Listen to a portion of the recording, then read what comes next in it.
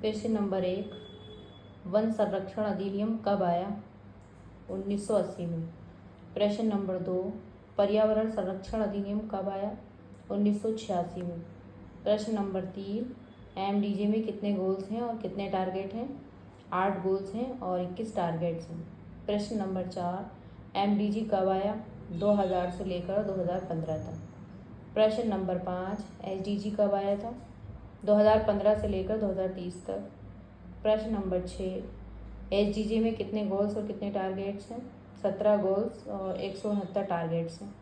प्रश्न नंबर 7, विद्युत ट्रांसफार्मर में कौन से विषैले रसायन का उपयोग किया जाता है? पॉलीक्लोरिनेटेड बाइफिनाइल।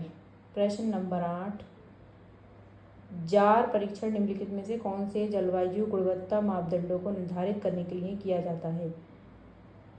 टर्बिडिटी,